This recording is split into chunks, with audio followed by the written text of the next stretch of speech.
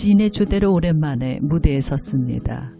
저를 굳이 부른 건 우리 부부의 드라마틱한 이야기가 헤어져 살아 고민하는 이들에게 희망을 줄 거라면서요.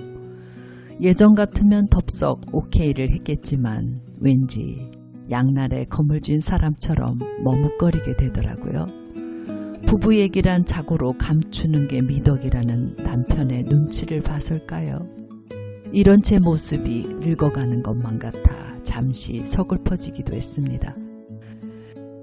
무대에 서자 감춰뒀던 개그 본능이 스멀스멀 터져 나오지 뭡니까?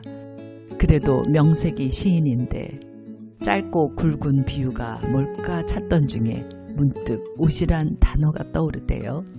그래서 원고와는 달리 저와 남편을 두 종류의 옷으로 비유했습니다. 구멍 숭숭 뚫린 스웨터가 저라면 프라다 천의 바바리 코트가 남편이라고요. 제 결혼의 목적은 제 구멍을 부드럽게 메워보겠다는 거라면 남편의 목적은 답답한 숨통을 틔워 시원하고 싶었던 건 아닐까 싶어요. 하지만 우리 부부의 문제는 두 옷을 때에 따라 바꿔 입기보다는 하나로 포개어 이도 저도 아닌 이상한 옷을 만들려 애썼던 것 같습니다. 구멍을 막으려 할수록 더욱 구멍이 늘어져 후줄근해졌고 구멍을 막는 빈틈없는 남편 옷에 정을 때리고 만 겁니다. 이렇게 창과 방패처럼 네가 옳다 내가 옳다 30년을 싸우고야 알았습니다. 삶의 모든 문제는 옳고 그름으로 끝나지 않은 순환선이란 걸요. 각자가 살아온 방식과 체험이 다른 두 남녀의 생각은 국도와 고속도로처럼 행복이란 똑같은 목적지를 향하더라도 도착점까지는 전혀 다르다는 걸요. 그럼에도 우린 지금도 매 순간 내 방식이 옳다고 느끼니 어쩝니까? 언젠가 제가 초행길을 안전하게 가려고 차의 내비게이션과 스마트폰의 내비게이션을 동시에 틀고 간 적이 있습니다. 그런데 같은 목적지임에도 이것들이 서로 다른 길을 말하더군요. 그때 무릎을 쳤습니다. 목적지가 같아도 가는 길은 무수히 많다는 걸요. 내 길만이 옳다고 했기에 사이드 브레이크를 걸고 달린 차처럼 앞으로 나가기가 힘들었구나 싶대요. 하지만 상대의 길도 결국 나와 같은 목적지가 맞다면 어떨까요? 싸움은 상대를 믿지 못하기 때문입니다. 상대가 목적지를 잘못 찍었거나 행여 다른 길로 셀지 모른다는 불신 때문입니다. 하지만 평생을 함께 하겠다고 약속한 동반자를 못 믿는다는 건 세상을 못 믿는 것과 다름없지 않나요? 세상을 못 믿는다는 건 결국 나를 믿지 못하는 겁니다. 왜냐하면 나의 상대란 나의 내면을 비추는 거울이기 때문입니다. 거울이란 걸 어떻게 알 수 있냐고요? 잘 관찰해보면 금방 알 수 있습니다. 내가 누군가를 사랑으로 쳐다보면 상대도 사랑으로 나를 봅니다. 내가 상대를 사랑하지 못할 때 핑계를 찾습니다. 미워하는 이유가 내가 아닌 너라고요. 하지만 이게 왜곡인 줄 모르고 삽니다. 그건 각자의 성격이란 틀 속에 갇혀 살기 때문이죠. 그래서 행복하고자 상대를 바꿔봐도 소용이 없는 겁니다. 거울을 바꾼다고 내가 달라질 리 만무니까요. 만족은 나의 강점과 단점이 하나란 걸 알 때 일어나는 기적 같은 감동은 아닐까 싶어요. 전 좌충우돌하며 살아선지 지인들이 상담을 청하곤 합니다. 어떻게 금이 간 항아리를 잘 붙였느냐는 거죠. 그럴 땐 전 천연덕스럽게 말합니다. 내가 누구야? 본드 엄마잖아.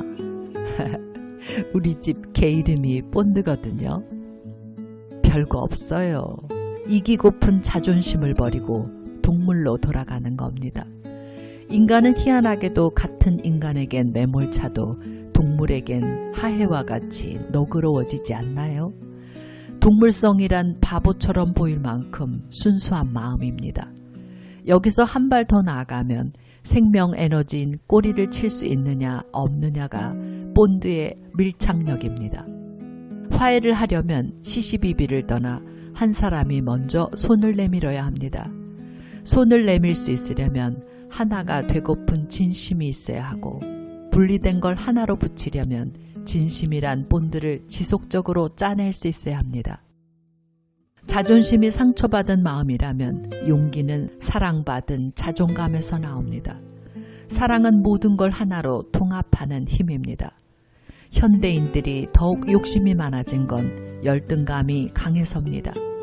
왜 만물의 영장이 열등감이 강해졌을까요?